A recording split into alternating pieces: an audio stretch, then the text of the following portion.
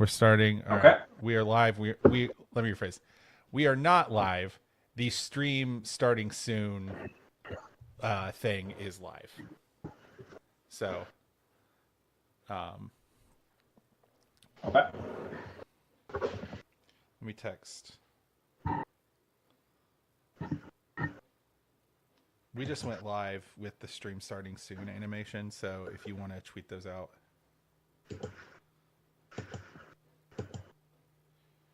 Let me just get. This is that what I'm doing right now. The like stream starting soon thing is like the express reason. The express reason people do this is so that they can do what I'm doing, which is like look up their own stream, pull the thing for it, and then tweet it out.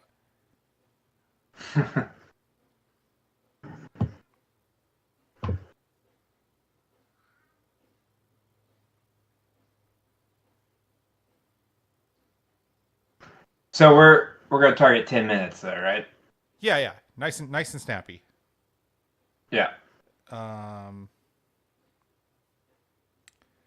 Ross and I are about to go live on YouTube and Twitch. All right, you ready? Yeah. Let's go.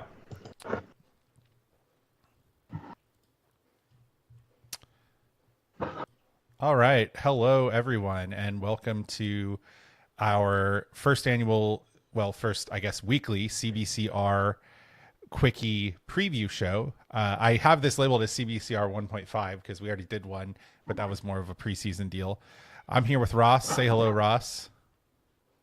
Hey, Nathan. Thanks for having me. Yeah, it's good to be here. Ross is the proprietor of R2 Sports Metrics and just is the sort of statistics engine that makes our numbers go. So today we're here to talk about his simulated games and his projections for the Clemson game and kind of talk about how that sort of thing might affect the results on Saturday. So Ross, let's talk about your methodology here. First of all, what is our goal when it comes to doing these simulations? How do we do them? And then sort of what do these graphs really mean to us? Sure. Well, I wouldn't call them simulations per se, as much as just predictions. And I got the idea of this because I still wanted to create some sort of predictions that I could publish and have fun with in the Georgia sphere of Twitter and the wider web.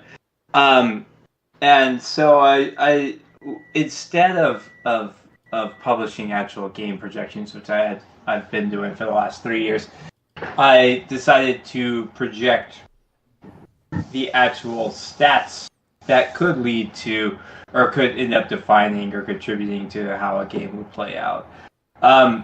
And part of the reason for that is if you're like me, you like to consume as much information as you can about an upcoming Georgia game, and so you seek out online on Twitter or X, the matchup stat sheets that proliferate there. And I thought that we could do maybe one better, because if you're just looking at summary stats, there are so many things that you might get. That you might lose, particularly opponent strength and talent levels and other things like that might be contributing to whether a team has been performing well so far this year or not. And so I think actually predicting how a team might do in the passing game or in the running game, using the advanced metrics that I put together for my projection systems, would be a slight improvement on how you might expect a game to go, where we match up well with a team and where we might have some out of those ideas and out of that sort of thinking, is how the CBCR2 Quickie was born. So we have sort of your typical. It looks like we have two categories of stat here that we projected. I'm in here. I'm going to go ahead and click on this and make it a little bigger so we can see what we're dealing with here. So we have a sort of your traditional counting stats: rushing yards per play, pass yards per play, etc. To me, those paint a pretty clear picture of at least, statistical overperformance on Georgia's part. If not overperformance, then outperformance of Clemson. In particular, it looks like your numbers really like our rushing matchup versus Clemson, which, given what they've lost the NFL in terms of defensive depth, isn't too shocking. Does anything stand out to you in terms of those passing or in terms of those counting stats? Yeah, I mean, obviously, with the returning production that we have at the quarterback position and the talent levels there, we're predicted to do very well in the passing game, and particularly pass yards per play. That's maybe our best matchup, it seems, going up against Clemson. And looking, expanding your view a little bit. We're also projected to be able to protect the quarterback pretty well. We're not projected to give up many sacks. We've got something around the 89th percentile, 90th percentile type of projection for pass protection there. So what the stats or what our projections are telling us is that Georgia's passing game is going to be somewhat dominant, and that Clemson's going to have to do something to disrupt us there. Clemson statistically is like the projections don't paint a very rosy picture. If you're looking at for any bright spot, it's that Clemson may be they're projected to do or accumulate a number of passing yards, but they're not projected to do very well in passing yards per play. So I guess one thing that our predictions or the Quickie predictions are telling us is that Clemson is probably going to try to throw the ball on us a lot. And even if they're not as successful or as efficient in doing so, they still might accumulate yards that way. They're definitely not projected by us to do very well in the run game. Yeah, and I think the next thing I want to point out, and when I look at these as someone who is, we'll say, a statistical journeyman, not quite the expert that you are, what I see that I think is very positive for Georgia's chances on Saturday, or Georgia's outlook on Saturday, is not just the counting stats, but the sort of friction point between counting stats and score is opportunities and points per opportunity, right? And just to briefly explain, opportunities are how many times do you possess the ball within your opponent's 40? And then points per opportunity is how many points do you score when you do possess the ball inside of the opponent's 40? Right. I think that's an excellent. I think opportunities and points per opportunity, and looking at those two stats are excellent summary statistics. Probably as good as any out there. And so it's worth taking a peek back at. Nathan, do you see the bell curve graphic that I have up? Yeah. Okay, cool. So let's take a peek back at the overall stat sheet where we've got this very long bar here, suggesting that that we're going to do very well in creating opportunities to score, and that we're going to do very well at actually converting those opportunities to points. But when you come in here, we're still only talking, a relatively small difference. So there's some compression. It's a relatively compressed distribution of predictions, and so there's still variance could still get us there. I guess I'm saying I'm slightly worried that our overall stat sheet might convey a level of confidence that I perhaps would not have in how we're going to win the game, or if we're going to win the game, which right. I do think that we're going to win the game. We're favored. We've got us favored by 12.5 points using our power ranking system. But anyway, you see us. We're predicted to have almost 7 opportunities to score, and they're predicted to have almost 5 opportunities to score, as defined by possessing the ball within your opponent's 40-yard line or closer to scoring than that. And in terms of points per opportunity, let's see if we can find the same bell curve graphic for that here. What's the very first? There it is. So we're predicted to outscore them per opportunity by only 0.8 points. But that lands us in the 85th percentile and them in the 21st percentile. So we're predicted to create more opportunities. We're predicted to do more with our opportunities than they are. But there's still variance here, right. and so despite the fact that there's a lot of red and only a little bit of Clemson yellowish, the game could still be much closer than we're sort of painting with this graphic. Well, I mean, and if you project 2 more opportunities with about a point more in each opportunity, you're still that only accounts for a 2-point score difference, right? Even though those look large, like you said, we're talking about the clumping of projections, right? If most teams have somewhere between 5 and 6 opportunities per play, and Clemson has 5 and Georgia has almost 7, that's going to be a big gap in their ranking across the possibilities, right? So despite that not having a huge impact on the thing, I do think that it is interesting to see sort of the yards per rush differential is very interesting. And then it seems like also that in terms of available yards, which is a statistic that measures what percentage of, if you start an offensive possession at the 80, right, you have 80, or at the 20 rather, you have 80 available yards if you start at your own 20. And so in terms of, available yards and how many we are expected to get, is this projection how many available yards, what percentage of our available yards we're expected to gain, or how many available yards we're supposed to have based on field position? Mean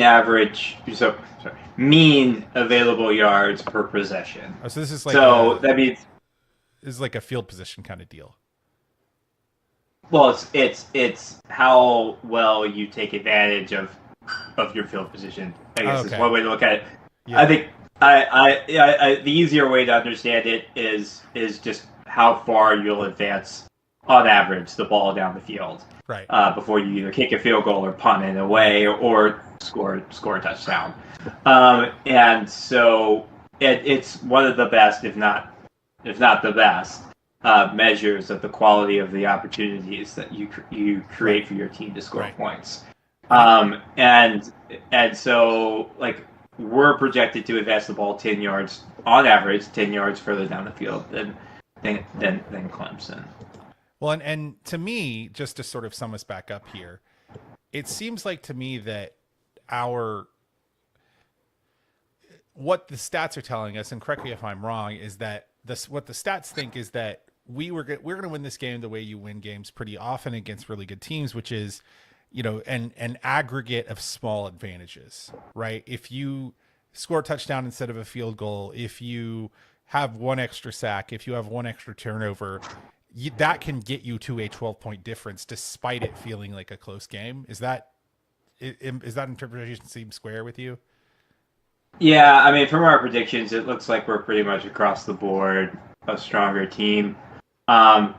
And right now, I threw up the predicted yards per pass. I think if you're looking for the broadest divergence in the predictions between the two teams, it's this. We're predicted to be very efficient passing the ball against Clemson.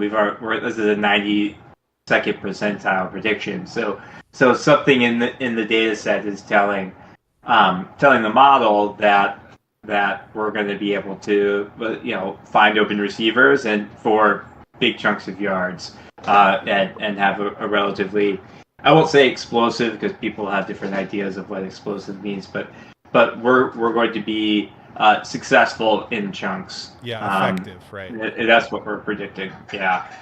Whereas Clemson's got a 6.6 yards per pass projection. That's 2.2 yards per pass lower than ours, and that's very poor. That's 14.4.